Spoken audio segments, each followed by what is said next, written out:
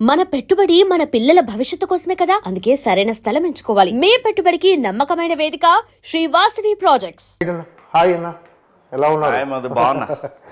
మామూలుగా ఇప్పుడు big boss లో మీరు హోస్టింగ్ చేసి అందరు గడగడలు ఆడిస్తున్నారు, ఏది ఇంటర్వ్యూ చేస్తూ. మిమ్మల్ని అడగటానికి ఏముండదు నాకు తెలిసి. ఏంటన్నా అది ఒక కొత్త ఎక్స్పీరియన్సా? డెఫినెట్గా అంతే కదా. బిగ్ బాస్ అంటే చాలా అన్ఫిల్టర్గా, అంటే ఫిల్టర్ అనేది లేదు ఉండదు. అక్కడ హౌస్లో వాళ్ళు గడగడలాడించిన హౌస్లో వాళ్ళు ఎంత ఉన్నా మీ దగ్గరకు వచ్చేసరికి మొత్తం హ్యాండ్ ఓవర్ అయిపోతున్నారు మీకు. ఏంటి కొత్త ఎక్స్పీరియన్సా అదంతా బిగ్ బాస్? హ్యాండ్ ఓవర్ అవటం కాదు, కానీ అదేంటంటే కొన్ని వాళ్ళకి లాస్ట్ స్టాప్ ఇది. ఏదైనా చెప్పాలి అని అనుకోవటానికి, వాళ్ళకి ఏదైనా చెప్పడానికి ఆడియన్స్ ఏవైతే అడుగుతారో అవన్నీ నాగార్జున గారు అడగలేరు. ఏమైతే ఫీల్ అయి ఉంటారో అవన్నీ నాగార్జున గారు అడగలేరు. సో అక్కడ ఆడియన్స్ అడుగుతున్న క్వశ్చన్స్ అన్నిటికీ సమాధానాలు రాబట్టానే అనేది ఓ రకమైన కాన్సెప్ట్ అది. సో వాళ్ళ క్వశ్చన్స్ షో చూస్తున్నప్పుడు నాకు అనిపించింది అడగటం సరదాగా, ఒక్కోసారి ఎమోషనల్గా వెళ్తుంది, ఒక్కోసారి వాళ్ళు టెన్షన్ పడతారు ఆడియన్స్కి ఇలా వెళ్ళిందా అని. కంప్లీట్గా అందులో ఎక్కువ 90% ఆడియన్స్ అడిగినవే ఉంటాయి. ఓకే, నేను చూసినవి ఓ 10% ఉంటాయి, ఇది ఎందుకు చేసావు అని అంటాం. సో ప్రతి షోకి ఒక సిస్టమ్ ఉంటుంది కదా. ఓకే. సో వీళ్ళు అలా డిజైన్ చేశారు. అది మేజర్గా వాళ్ళ ఆలోచనకు అనుగుణంగా నా స్టైల్లో నేను చేస్తున్నా అంతే. ఇదంతా అబ్జర్వ్ చేయడానికి రోజు చూస్తుంటారన్నా? చూస్తా. ఏదో సందర్భంలో ఖచ్చితంగా చూస్తానే ఉంటా, ఖాళీ ఉన్నప్పుడల్లా చూస్తా. ఓకే. ఒక్కోసారి టైం ఒకవేళ షూటింగ్ లేదనుకో లైవ్ కూడా చూస్తా. ఓకే. ఎందుకంటే మనం ఒక బాధ్యత తీసుకున్నప్పుడు మన టాలెంట్ ఏంటో కూడా తెలియాలి కదా. నీకు ఇది నాన్ ప్రైమ్ టైము 10:30కి 5.5 6.1 అంత రేటింగ్ రావడం అనేది ప్రైమ్ టైంలో షోలకు కూడా లేదు అంత రేటింగ్. ఇంక్లూడింగ్ మా టీవీలో కూడా, ఇంక్లూడింగ్ ఎనీ టీవీ లేదు. సో అందుకు credit goes to big boss. So అది కొంచెం మన స్టైలు, మన కామెడీ. మనం చేసిన ఎపిసోడ్ అయితే సుమన్ శెట్టి ఎపిసోడ్ చాలా సరదాగా నాకే బాగా ఎంజాయ్ చేశాను నేను. అది అసలు ఎన్ని మిలియన్స్ పోయిందో. కొంతమంది ఏం చేస్తారంటే మనం రివర్స్ అవుదామని వస్తారు. నేను వాళ్ళని అప్పుడు ఏం అన్నాను, నేను తగ్గుతా. ఎందుకంటే వాళ్ళ క్యారెక్టర్ అసలు ఒరిజినల్ క్యారెక్టర్ అది. ఇది హౌస్లో దాచిపెట్టారు, ఇక్కడ బయటకు వచ్చింది. ఇలా ఎందుకు లేవు హౌస్లో అంటే నీకు అక్కడ సింపతి కావాలి ఆడియన్స్ దగ్గర. నేను అందుకే సైలెంట్గా ఉంటాను, నేను తగ్గినట్టే ఉంటా. ఓకే. వాళ్ళు ఏమనుకుంటారు, వాళ్ళందరినీ శివాజీ రోస్ట్ చేసిన మమ్మల్ని ఏం చేయరు, నీ క్యారెక్టర్ అంటే చూపించాలి ఆడియన్స్కి, అందుకే నేను తగ్గా. అంతేగాని ఇక్కడ తగ్గటం పెరగటం ఏముండదు. నీకు ఒక అవకాశం ఆఖరిసారి ఆడియన్స్కి చెప్పుకునే అవకాశం. వాళ్ళు ఏం ఫీల్ అయ్యారు, ఆడియన్స్ ఏం ఫీల్ అయ్యారు, అన్ని క్వశ్చన్స్ ఒకే చోట నీకు అవ్వదు. కాబట్టి ఇక్కడ బజ్లోకి వచ్చినప్పుడు వాళ్ళు అడిగిన సీరియస్ క్వశ్చన్స్ అన్నిటినీ నా ద్వారా అడిగిస్తారు అంతే. అది ఈ సీజన్లో గట్టిగా వర్కౌట్ అయింది. ఏంటంటే మీకు ఈరోజు సోషల్ మీడియాలో ఉన్న ఫాలోయింగ్ కానీ, సోషల్ మీడియాలో మీకు క్రేజ్ రావడానికి బిగ్ బాసే కారణం అనుకోవచ్చా? బిగ్ బాస్ చాలా మేజర్ రోల్ ప్లే చేసింది. సో ఈ ఒక మనిషి గురించి ఒక ఒపీనియన్ ఏర్పడటం, ఒక 105 రోజులు ఒక మనిషిని 3 నెలల పాటు చూసినప్పుడు అటు మంచోడో కాదు అనేది ఏదో చోట తెలిసిపోద్ది. ఎంత నటించాలనుకున్నా అక్కడ కుదరదు. ఆఖరి బజ్లో వచ్చేది దొరికేస్తావు. అర్థమైందా? సో మన పద్ధతి, నా క్యారెక్టర్ ఆడియన్స్కి రీచ్ అయింది, ఈ జనరేషన్కి రీచ్ అయింది అనుకున్నాను. సో అలా దగ్గర అయ్యానేమో, అది అదృష్టం. ఏంటంటే మాస్టర్ సినిమా దగ్గర నుంచి మీ జర్నీ కొనసాగుతుంది. ఇప్పటికీ అలాగే ఉన్నారు, అదే ఫిజిక్ మెయింటైన్ చేస్తున్నారు. ఇప్పటికీ హీరోలు కావాల్సిన 2 అబ్బాయిలు ఉన్నారు మీకు. ఏంటి అసలు? అంటే ఆర్టిస్టులు అందరూ ఇలాగే ఉంటారేమో. ఎందుకంటే వాళ్ళు ఎప్పుడు ఏజ్ గురించి దాని గురించి ఆలోచించారు. ఎంతసేపు ఫిజిక్ కంట్రోల్ అందంగా కనపడాలి, స్క్రీన్ మీద బాగా కనపడాలి, ఇదంతా కూడా సైకలాజికల్గా కూడా వర్కౌట్ అవుద్దేమో అనిపిస్తుంది. It is all about nature. మనమంతా ప్రకృతిలో భాగం. నువ్వు ఎలా ఆలోచిస్తావో, నేను అందుకే చాలామంది చెబుతుంటా, ఒరే వద్దురా ఎవడి మీద వాడు దుర్మార్గుడు, వాడు దుష్టు ఇలా ఒరే వద్దురా ఆర్గాన్స్ దెబ్బతింటారా లోపల, నువ్వు ఎలా ఉంటావో లోపల ఆర్గాన్స్ అవన్నీ కూడా సఫర్ అవుతావు అని చెప్పేది. అందుకే నిజంగా నేను ఎప్పుడు కూడా చెప్పాలనుకున్న భావన గట్టిగా చెప్తాను అంతే తప్పితే నేను కుళ్ళుకొని లోపల ఏందా ఇట్లా నేను ఎప్పుడు మాట్లాడాను అలాగా. ఎందుకంటే మనము ప్రకృతిలో నుంచి వచ్చాం, ప్రకృతిలో కలిసిపోతాం కాబట్టి ప్రకృతి ఇన్ఫ్లుయెన్స్ చాలా ఉంటుంది మన మీద. సో కాబట్టి ఆర్టిస్టులు అందరూ కూడా మెజారిటీ నేను బాగుండాలి, నేను బాగా కనపడాలి, నేను వాడికన్నా బాగా కనపడాలి, వీళ్ళకన్నా నేను అది నేచర్లోకి వెళ్తుందేమో. ఓకే. అలాగే డిఎన్ఏ, ఫ్యామిలీ ఇవన్నీ కూడా ఉంటాయి, జీన్స్ ఇవన్నీ. కొంచెం ఫేస్లు, చిన్న ఫేస్లు అయితే ఒక రకంగా, కొంచెం పెద్ద ఫేస్లు అయితే అలాగే మన హ్యాబిట్స్ ఇవన్నీ కూడా matters end of the day. మీ అబ్బాయి మీరు వెళ్తుంటే అన్నదమ్ములు అనుకుంటారు. అలాంటి కామెంట్స్ వస్తుంటాయా మామూలుగా? అలా ఏం లేదులే, ఎందుకంటే తెలిసిపోయిందిగా నా కొడుకు అని అందరికీ, లేకపోతే తెలియపోతే అనుకుంటారేమో ఎవరన్నా కానీ. ఓకే. ఏంటండి ఇప్పుడు మంగపతి సినిమాలో అంత స్ట్రాంగ్ క్యారెక్టర్, కోర్టు సినిమాలో మంగపతి క్యారెక్టర్ చాలా స్ట్రాంగ్ క్యారెక్టర్. సినిమా కూడా మంగపతి అయిపోయింది. చాలా మంది ప్రతి వాళ్ళ ఇంటర్వ్యూలో కూడా మంగపతి సినిమాలోనే అంటున్నారు, కోర్టు సినిమాలు చాలా తక్కువ మంది అంటున్నారు. అంత బలంగా ప్రభావం ఇన్ఫ్లుయెన్స్ చేసింది. అయితే ఆ సినిమాలో క్యారెక్టర్ చూసిన తర్వాత నెక్స్ట్ రాబోయే సినిమాలో కూడా అంటే మీరు అలాంటి క్యారెక్టర్ అంత స్ట్రాంగ్గా ఉండాలి క్యారెక్టర్ అనుకుంటారు. సో ఈ జగ్గా క్యారెక్టర్లో మరి అంత పొటెన్షియాలిటీ ఉందా?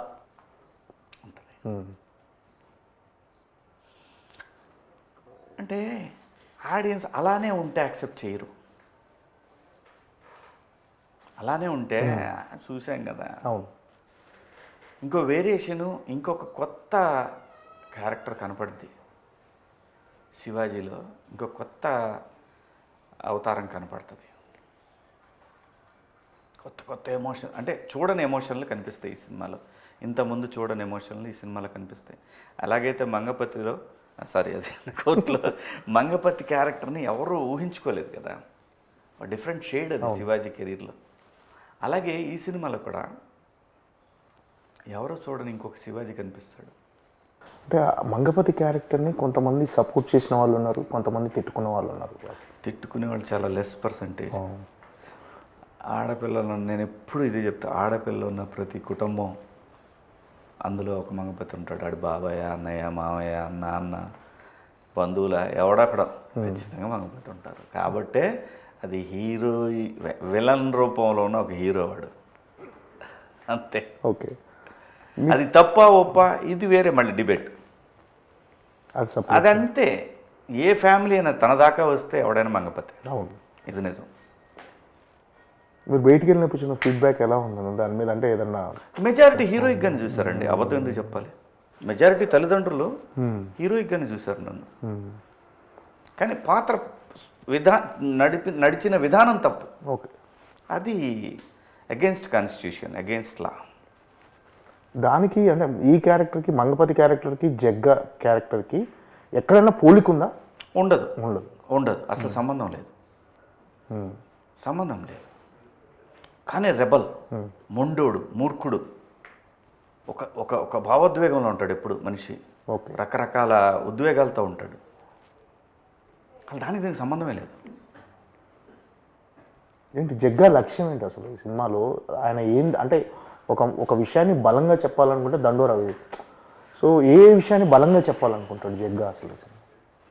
జగ్గా క్యారెక్టర్ గురించి ఏం చెప్పినా కథ రివీల్ చేయాల్సి వస్తుంది బేసిక్గా. సో తనలో రకరకాల ఎమోషన్స్తో నడుస్తుండే ఒక పాత్ర అది. ఆ పాత్ర చుట్టూనే ఈ సినిమా అంతా తిరుగుతూ ఉంటుంది. ఈ సినిమాలో ఈ పాత్ర అనేది గుండెకాయ లాంటిది. ఓకే. అంటే పాజిటివ్గా ఉంటుందా క్యారెక్టర్? ఏమో తెలియదు, అది కూడా సినిమా చూసి తెలుసుకోవాలి. అంతే, తెలీదు. అంటే ఇన్ని క్యారెక్టర్స్ కానీ నా పాత్ర ఇంట్రడక్షన్ చూస్తే మాత్రం మళ్ళీ స్టార్ట్ చేశాడ్రా అని అయితే అనుకుంటారు. ఓకే. అంటే కొన్ని ఫిలాసాఫికల్ డైలాగ్స్ కొన్ని ఉంటాయి. అరే నువ్వు ఎక్కడ పోయినా మళ్ళీ నేను ఇక్కడికే చస్తే ఏడికే తేవాలి, నువ్వు చస్తే ఏడికే తేవాలి. ఇలాంటి డైలాగ్స్ ఉన్నాయి సినిమాలో. మీ క్యారెక్టర్ ద్వారా చెప్తున్నారు. ఇంకా బరువైనవి ఉన్నాయి, ఇంకా బరువైనవి ఉంటాయి డైలాగులు, ఇంకా బలంగా ఉంటాయి డైలాగులు. అంటే ఆ డైలాగులు కథలో మీరు ఏం చెప్పాలనుకుంటున్నారో అది చెప్పడానికైనా, లేకపోతే క్యారెక్టరైజేషన్ ఎలివేట్ అవుతుంది ఆ క్యారెక్టర్? అంటే సందర్భాన్ని బట్టి కోపం వస్తుంది, అది కరెక్టే కదా అనిపిస్తుంది, ఆలోచింపజేస్తుంది. వీడు మంచోడే అనుకుంటాలే, అమ్మో ఈడెవడరా బాబు, ఇలాంటివన్నీ వస్తుంటాయి. అంటే అసలు ఈ సినిమా ఏ జానర్ అండి? అంటే లవ్ స్టోరీ గురు, ఇన్ని క్యారెక్టరైజేషన్స్ ఉన్నాయి cinema. Love story. Okay, love story చుట్టూనే తిరుగుతుంది సినిమా. ఈ లవ్ స్టోరీ వీడి చుట్టూ తిరుగుతుంటుంది. ఓకే, అంటే కుల వివక్షేనా? అదే ఏ సినిమాలో కుల వివక్ష లేదు చెప్పు నాకు. ఏ లవ్ స్టోరీ సినిమాలో ఏ సినిమాలో కులవేం లేదు. మనోడు కాదు, వాడు వేరేవాడు, ఈ రెండు డైరెక్ట్ కులాలు అనలేరు కాబట్టి ఇది మాట్లాడతారు. అది ఉంది. అంటే సమాజంలో కుల వివక్ష అనేది ఇంకా కొనసాగుతుంది. అది ఎప్పటికీ ఉంటుంది. అసమానతలు అసలు అయిపోవు. అంటే ఇలాంటి సినిమాలు వీటిని పోషించేది పొలిటీషియన్స్, డబ్బు ఉన్నాడు, వీళ్ళిద్దరే పోషిస్తారు. బలంగా యూరియా, బలం మందు, 28 పొటాష్ ఇలాంటివన్నీ వేసి పెంచుతారు వాటిని. ఓకే, అంటే ఇప్పుడు రాజకీయ నాయకులు నిజంగా మీరు అన్నట్టు పోషించవచ్చు, కానీ ఒక రకంగా చెప్పాలంటే ప్రభుత్వ పథకాలు కానీ, ఈ రాజకీయ నాయకులు కానీ, వాళ్ళు ఎమ్మెల్యేగా ఎంపీలుగా నిలబడటం కానీ, ఈ కులాలకు తగ్గట్టుగా రిజర్వేషన్స్ ఉంటాయి కదన్న వాళ్ళకు. అదే చెప్తున్నా కదా, నీకు ప్రైవేట్ సెక్టార్లోనే ఒకే వ్యవస్థ, ఒకే కులము ఆధిపత్యం కొనసాగుతుంటుంది నాకు తెలిసినంత వరకు. అదే చెప్తున్నా కదా నేను.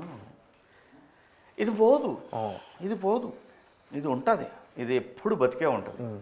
ఇది లేకపోతే ఈ దేశం ఎప్పుడో చైనా దాటి ఎప్పుడో ఎక్కడికో వెళ్ళిపోయింది అమెరికా. ఎందుకంటే ఇక్కడ ఉన్న తెలివితేటలు, ఇక్కడ ఉన్నటువంటి వనరులు, ఇక్కడ కష్టపడే తత్వం ప్రపంచంలో మరే దేశంలోనూ ఉండదు, ఎవరికీ ఉండదు.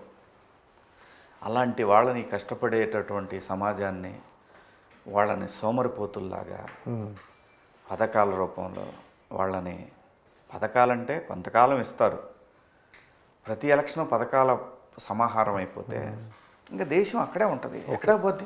అలా ఉన్న దేశం కూడా ఇప్పటికి కూడా పోటీ పడుతూ ఉంది ప్రపంచంతో. అంటే చాలా గొప్ప దేశం ఇది, చాలా గొప్ప ప్రజలు, కానీ ఈ దేశానికి ఇప్పటికి కూడా నాయకత్వ లోపం ఉంది, ఎప్పుడు ఉంటుంది. ఎందుకంటే ఈ కుల వ్యవస్థ మారినంతకాలం ఈ లోపం ఎప్పుడు ఉంటుంది. అంటే దీనికి పరిష్కారం అంటూ ఏం లేదు. ఇలాంటి సినిమాల ద్వారా ఏమైనా మార్పు వస్తుందంటారా? ప్రకృతే మారుస్తుంది. ఓకే, ఎవ్రీథింగ్ ప్రకృతి చేంజ్ చేస్తుంది, అనుమానమే లేదు.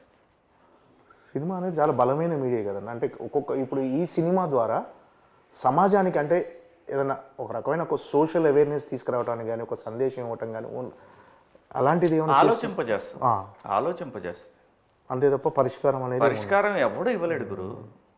ఏ సమస్య అయితే ఉంటుందో ఆ సమస్యకి సంబంధించిన వాళ్ళ వ్యక్తిగతం నుంచి చూస్తే ఒక రకంగా ఉంటుంది, జనరలైజ్గా చూసే మనలాంటి వాళ్ళ పర్సెప్షన్ ఇంకో రకంగా ఉంటుంది. ఓకే, పరిష్కారాలు ఎవరు చూపించలేరు గురు, కాలమే సమాధానం అన్నిటికీ. ఫస్ట్ కమర్షియల్ సినిమానా? 100%. అంటే ఒక లవ్ స్టోరీ ఉంది, అంటే రూటెడ్ లవ్ స్టోరీ.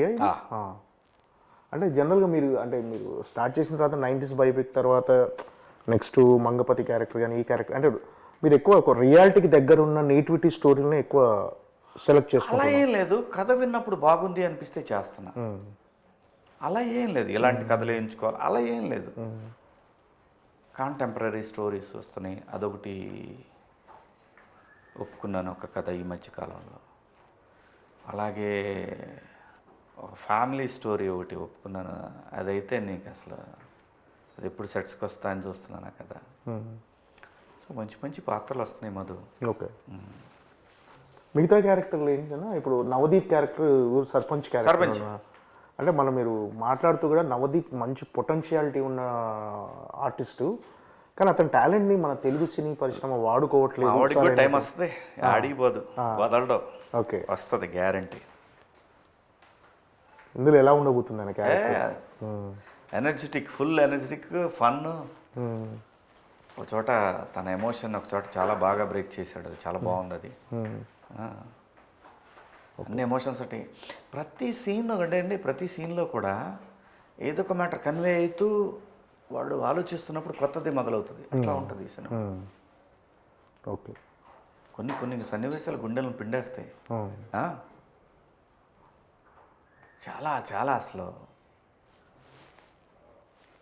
అంటే అంటే మీరు బిగ్ బాస్ నుంచి సెకండ్ ఇన్నింగ్స్ స్టార్ట్ చేసిన తర్వాత అంటే మీరు ఎక్స్పెక్ట్ చేసిన క్యారెక్టర్లేనైనా ఇవి అంటే నాకు అసలు ఏం అంటే తెలియదు మధు. అంటే లేదు ఒక పెద్ద సినిమాల్లో ఒక పెద్ద సినిమాల్లో విలన్గా క్యారెక్టర్ ఎక్స్పెక్ట్ చేశారా? అంటే ఇప్పుడు ఒక మీడియం రేంజ్ సినిమాలు చేసుకుంటూ వస్తున్నారు. ఇక్కడ పెద్ద సినిమాల్లో ఎక్స్పెక్ట్ చేయడానికి ఏంటంటే మధు, పెద్ద సినిమాల్లో క్యారెక్టర్లు ఎక్స్పెక్ట్ చేయడానికి ఏవేవో అడ్డొస్తుంటాయేమో అని నాకు ఒక అనిపిస్తూ ఉంటుంది. నాకు అలా అనిపిస్తూ ఉంటుంది. ఏవేవో అడ్డొస్తాయేమో, మన స్టేచరా ఈ స్టేచర్కి తగ్గట్టు సాలడేమో, ఇలాంటివన్నీ వస్తాయి. ఇప్పుడు ఉదాహరణకి మీకు ఒక చిన్న ఎగ్జాంపుల్ చెప్తాను. Wonderful actor, national award winner, అనుమానం లేదు, ఫవాద్ ఫాసిల్ ఎంత ఉంటాడు. మన వాళ్ళ క్యాలిక్యులేషన్స్ ఎలా ఉంటాయి? ఓకే. ఇండస్ట్రీ మొత్తం అమ్మ ఏంటి అలా భయపెట్టావు అని అన్నారు. అవును, నాకు కూడా అనిపించింది దానికి తగ్గ పొటెన్షియాలిటీ ఉన్న క్యారెక్టర్ ఆ సినిమా తర్వాత అన్నా పడలేదు. అంటే మిమ్మల్ని అసలు నాకు ఆ ఫీలింగ్ అంటే ఇంకో కోణంలో చూపించారు మిమ్మల్ని. ఇంకా అంటే ఏదైతే తెలుగు సినీ పరిశ్రమలో కొన్ని బలమైన క్యారెక్టర్లు కావాలో అలాంటి కోణంలో చూపించారు. ఇక్కడ ఏంటంటే మన తెలుగు సినిమాకి, మన తెలుగులో చాలా అంశాలు ఇన్ఫ్లుయెన్స్ చేస్తూ ఉంటాయి. పాపం కథ రాసుకున్న డైరెక్టరు ఈ పాత్ర నేను కావాలనుకుంటే వద్దులేండి అనేవాళ్ళు ఉంటారు. నా సినిమాలకు కూడా ఉండొచ్చు అలాగా. So there is so many calculations involve అయి ఉంటాయి. సో మనకు లక్ ఉంటే అదే వస్తుంది, ఆడిపోదు 100% వస్తుంది అంతే. ఇక్కడ ఎవరిని తప్పటానికి లేదు. ఏంటంటే ఒక చిన్న ఏముంటుంది,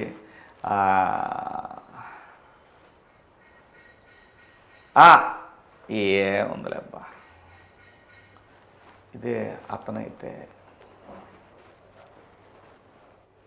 మళ్ళీ మన భాష కాదు, మన కథ కాదు అలా అని చెప్పి వద్దని కాదు. డెఫినెట్గా అందరం అన్ని భాషల్లో చేయాలా, అనుమానమే లేదు.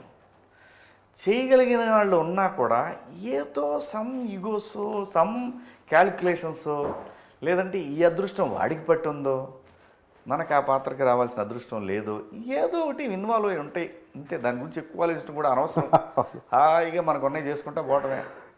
కోట శ్రీనివాసరావు గారు కూడా ఇది ఎప్పుడు కంప్లైంట్ చేస్తుండేవాడు. మన ఇది కంప్లైంట్ కాదు, నేనైతే కంప్లైంట్ చేయను. మీరు కంప్లైంట్ కాదు, మనం ఎవరి అదృష్టాన్ని మనం తీసేయలేం. నీకు తెలుసు మన పుష్ప విషయంలో అది నేను పొద్దున్నే వెళ్ళాలి, నన్ను అడిగారు, నేను పొద్దున్నే వెళ్ళాలి. ఓకే. కానీ ఆ క్యారెక్టర్ ఇంకొకళ్ళు వరించింది. ఓకే. చెప్పలేము ఎక్కడ ఏ యాంగిల్లో అతను బాగుంటాడేమో అని. తప్పేం కాదు. సో అదంతా కూడా ఇంత లక్ కూడా ఉండాలి అబ్బాయి. ఓకే. అది ఆ లక్ లేదంటారా మీకు? లేకపోతే ఇవన్నీ ఇప్పుడు ఎలా చేస్తున్నాం, వస్తుంది అయ్యే వస్తాయి. అసలు ఇవన్నీ ఆలోచించకూడదు. అసలు మీరు పట్టించుకోరా? అదే అస్సలు టేక్ ఇట్ ఈజీ. అస్సలు పట్టించుకోను నేను. నాకు అనిపించింది నేను మాట్లాడతా, పొరపాటు అని ఎవరిని ఫీల్ అయినా సారీ అండి, నేను నా ఉద్దేశం అది కాదని నేను ఎక్స్ప్లెయిన్ చేస్తాం, అంతవరకే. మనకు రాలేదే అబ్బో ఇవన్నీ నా వల్ల కాదు. Okay. Go with the flow. Okay. అంటే అప్పటికి ఇప్పటికి సినిమా ఇండస్ట్రీ బాగా మారిపోయింది. ఏం మారలేదా? ఏమి మారలే, అన్నీ అబద్ధాలు ఇవన్నీ. ఓకే. మార్పే లేదు. అంటే సినిమా మార్కెట్ స్థాయి టెక్నాలజీ మారింది, మార్కెట్ మారింది అంతే తప్ప సినిమా కూడా మారిపోయినాయి కదా. రెమ్యునేషన్లు, బడ్జెట్లు అన్ని మారిపోయినాయి. ఏం మారలా. బంగారం చిన్నప్పుడు ఎంత ఉంది అబ్బాయి? 6,000 ఉంది. ఇప్పుడు నా పెళ్ళప్పుడు 6,000. ఇప్పుడు ఎంత ఉంది? 1,35,000 ఉంది ఈరోజు. బంగారం ఎందుకు మారింది? మార్పు అనేది ప్రతి అంశంలో ఉంటానే ఉంటుంది అబ్బాయి. నేను వచ్చినప్పుడు ఏసీఎస్ ముందు ఫిల్మ్ నగర్లో గజం 2,000 రూపాయలు, 3 లక్షలు. ఇప్పుడు ఎలా ఉంటుందంటే నేను చిన్నప్పుడు ₹1.5 ఇచ్చారు, ఇప్పుడు ఎందుకు నేల టికెట్ ₹1, ఇప్పుడు ఎందుకు 50 రూపాయలు అంటారంటే అది చిన్నప్పుడు అప్పుడు మీ నాన్న ఉద్యోగం 300 రూపాయలు శాలరీ, ఇప్పుడు మీ నాన్నకి 12,000. ప్రతిదీ మారుతా పోతుంటుంది. కానీ సినిమా టికెట్ల విషయానికి వచ్చేసరికి మాత్రం మనదే తప్పు, ఆడియన్స్దే తప్పు లేదు. ఆ రీజనబుల్ 100-150 రూపాయలు ఎవరు కాదంటారు. ఈ పెంచితేనే వాళ్ళకి ప్రాబ్లం అయిపోతుంటుంది. అంటే మీరు అంటే సినిమా ఇండస్ట్రీ కొంచెం గ్యాప్ ఇచ్చారు కదన్నా, ఈ గ్యాప్లో మీరు రియల్ ఎస్టేట్ బాగా చేసేవాళ్ళు అంటే కదా. రియల్ ఎస్టేట్ బాగున్నప్పుడు చేసిన, బాగాలేనప్పుడు చేసిన, ఎప్పుడు అదే నాకు అన్నం పెట్టింది. లేకపోతే నేను నా ఫ్యామిలీ నన్ను వదిలేసిపోయేవాళ్ళు. అయ్యా మరి అంతే కదా. అది లేకపోతే అలానే పెద్ద పొడిచేసి పెద్ద సామ్రాజ్యం క్రియేట్ చేయలేం మనం. ఏ బతుకు తెరువుకి చేసుకుంటా భయం అంత ఇంత సాత్ ఇచ్చింది, నడిపించాం. మళ్ళీ సినిమాలు వచ్చినాయి, సరే అదే ఆగిపోయింది. ఆ వ్యాపారం అవన్నీ ఉంటాయి అంతే. ఎలా అన్న కెరీర్ మొత్తం బిజీ అయిపోయాను అనే ఫీలింగ్ కలిగిందన్న? అలా ఏం లేదు మాతో. సినిమాలు అంటే చేతిండ సినిమాలతో బిజీ, రోజు షూటింగ్కి వెళ్తూ 10 రోజులు ఖాళీగానే ఉంటున్నాం ఇప్పుడు కూడా. ఏమన్నా అది 10 రోజులు ఉండాలి, లేకపోతే ఫ్యామిలీ కేటాయించాలి కదా. అదే నేను అంటుంది. పెద్ద భయానకమైన ఖాళీ లేకుండా, నిమిషం లేకుండా ట్రైన్లకి, ఫ్లైట్లకి, బస్సులకి ఎక్కి రోజు 3 సినిమా, అలాంటి సిచ్యువేషన్ ఏం లేదు. Good, happy. ఇప్పటికీ రియల్ ఎస్టేట్ చేస్తున్నారన్నా? లేకపోతే చచ్చిపోతాం. అవునా? ఓకే. అంటే ఆ గ్యాప్లో రియల్ ఎస్టేట్లో బిజీ అయిపోయారు, ఇప్పుడు రియల్ ఎస్టేట్ భూమి తగ్గిన తర్వాత ఇప్పుడు సినిమాలో బిజీ అయిపోయారు. అది చెప్పాలనుకున్నావా? అలా ఏం లేదులే, మనకి ఏది రావాలో, మనం ఎలా ఉండాలో ఇదంతా కూడా డిజైన్డ్ ప్రోగ్రామ్ అని నా ఫీలింగ్. అలా డిజైన్ చేసి ఉంటుంది, మనం అక్కడికి వెళ్తుంటాం. అంతే.